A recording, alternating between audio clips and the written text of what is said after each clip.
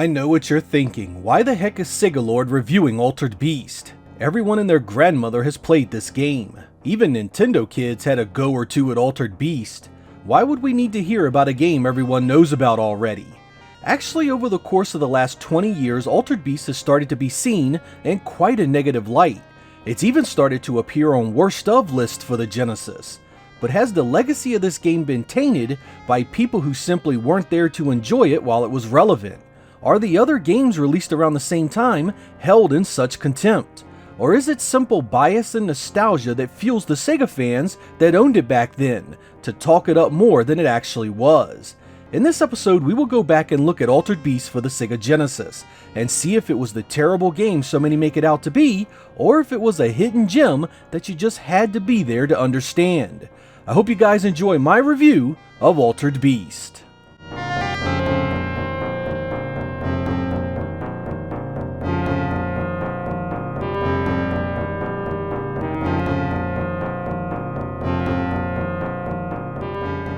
The story of Altered Beast is pretty simple. The evil demon Neves has taken the daughter of Zeus himself, who in turn resurrects a great centurion warrior to go rescue her and destroy Neves once and for all.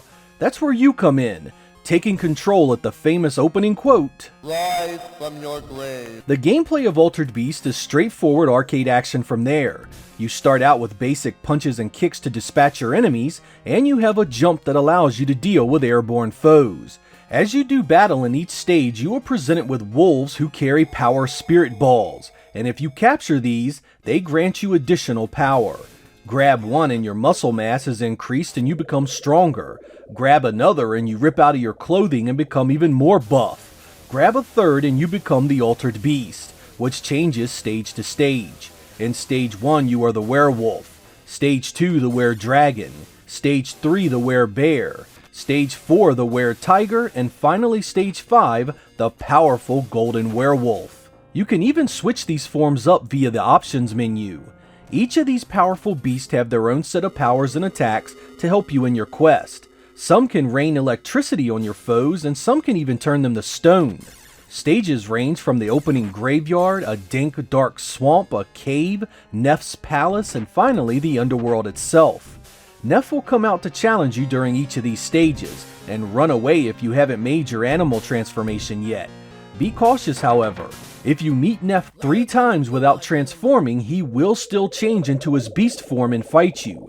Trying to defeat him in human form is often much more difficult. Once you defeat Nef, he robs you of your spirit powers and returns you to your base human form, and you chase him to the next level.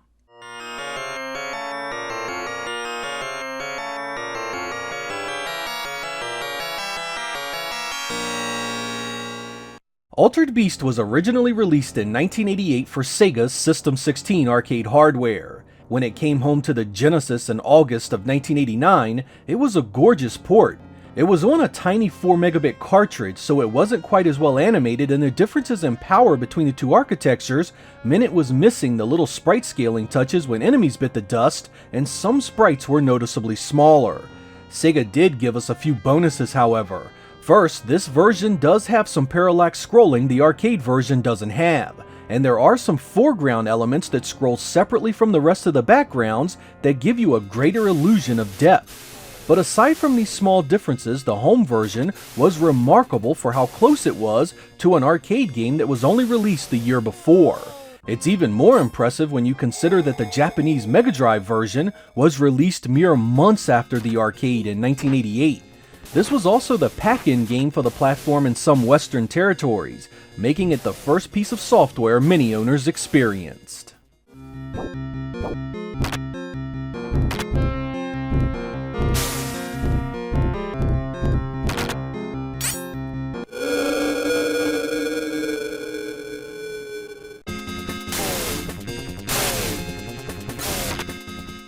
The sound and music of Altered Beast is perhaps one of its most memorable attributes. The voice samples alone are iconic, from the previously mentioned Rise from Your Grave, to each announcement of your power-ups, to the roar of the beast form. I really enjoyed them all.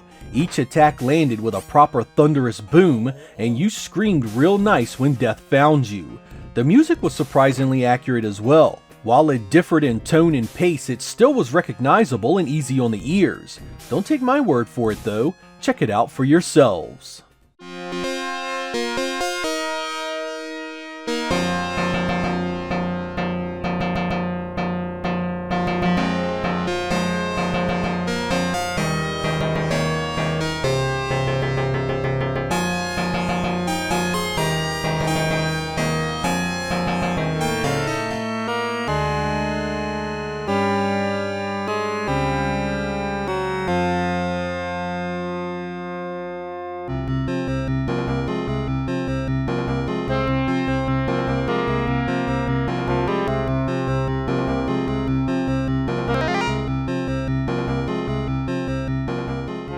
Most of what you encounter in Altered Beast plays easy enough. Your punches and kicks quickly crush the enemies you face, and you become even more powerful once your beast form kicks in.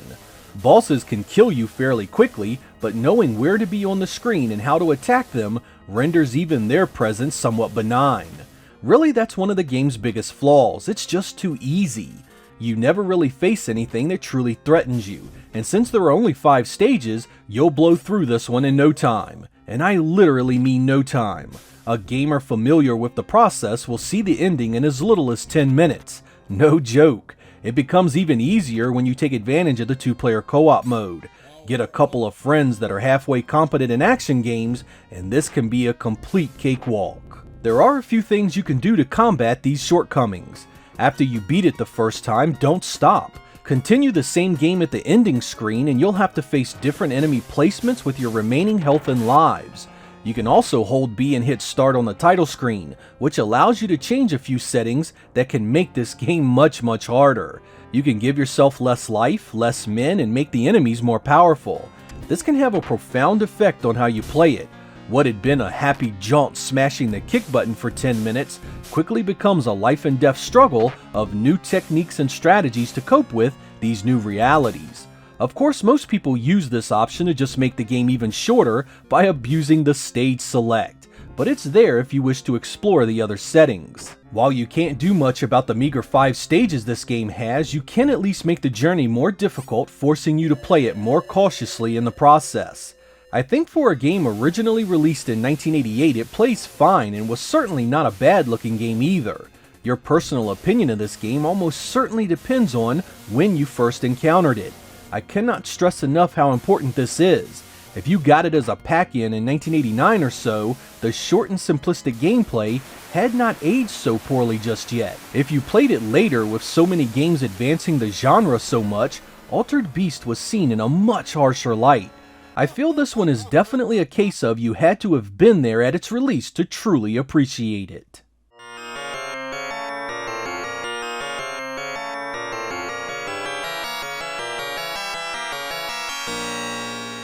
I honestly don't think we'll ever see any form of true consensus with this game, even among Sega fans.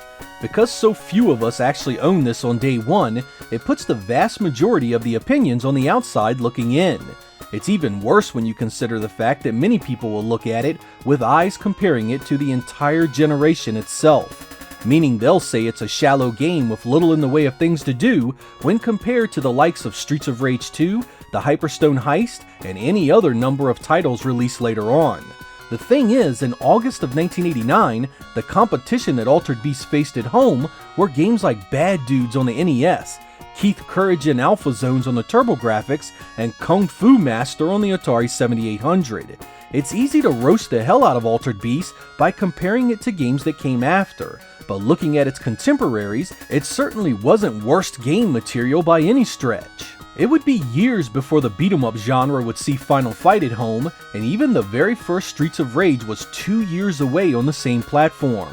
While Altered Beast suffered some legitimate criticism for its length, default difficulty, and simple design, you could level those same canons at many of the games that year, and further make them look bad by comparing them to games that came out years later.